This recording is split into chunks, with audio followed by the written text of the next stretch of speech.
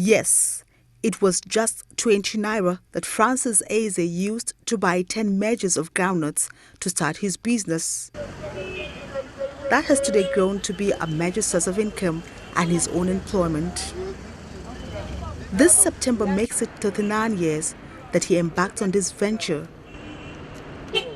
I started with 20 naira. As God will have it, when I enter into the business, I discovered that it's a business that can help a common man. Most of the people, they don't believe in small-scale business. This is a petty business. They time it to be, when they see somebody doing it, they will make him mockery of that fellow. And his earnings has been enough to get him married, train his children, and build his own home. I'm married with 6 kids.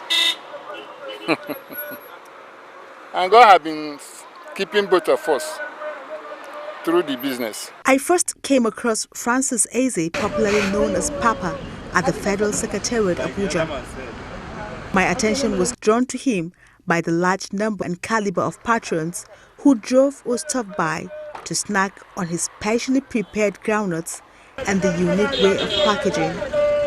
Okay. My advice to them is that they should not remove the husk while eating, except if the groundnut is not clean. They will make sure that the groundnut is clean before they will eat it with the husk. Little by little, 50 naira, 100 naira, or 500, Papa says he endures daily in the sun and in the rain to grow his venture. And he does it with skill, with technique, the way he sells it.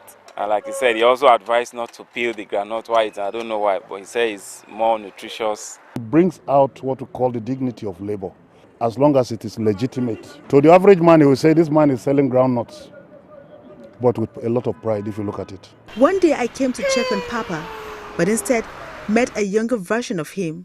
His first son, Success, a university graduate for that matter. So what is he doing here? My father has been doing this business for, next year will be 40 years of him doing his business. He started it before we were born, even before he got to know my mom. And growing up, I came to know him doing this business. So I see no reason why I should be ashamed of doing it. I got the car from this business. That's what I'm using as a mobile shop. If rain comes or tax force come, pushing us here and there, I run into the car. And if they see me run into the car, I run out of the car and go somewhere else. Because if they see you run into the car, they'll find you there and they'll seize your goods. Too many times they have collected my goods, worth of thousands, 10, 20,000. And you just have to cry, clean your eyes, and tomorrow you have to still come out. But as a matter of fact, this is quite amazing, the way this gentleman, looking of his age and, taste in life, but yet he still find time to engage in this petty business to make ends to assist his family. So this is quite encouraging, honestly.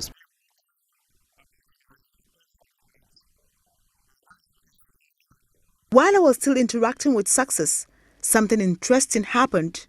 Another one of the Eze sons appeared with his buckets and bottles of special groundnuts. And without mincing words, without anger or bitterness, Success entered his car and took off to another location, quietly vacating the space for the newcomer. Interesting how the Eze family relate and operate harmoniously and corporately. It's a business they say they are proud of.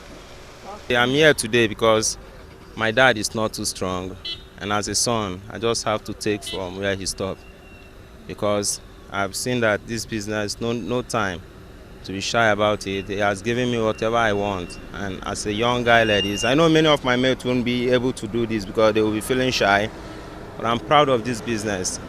I took my time to visit Papa at Mararabab, a border settlement between Nasarawa State and Abuja, and I can tell you, it was a trip worth the trouble.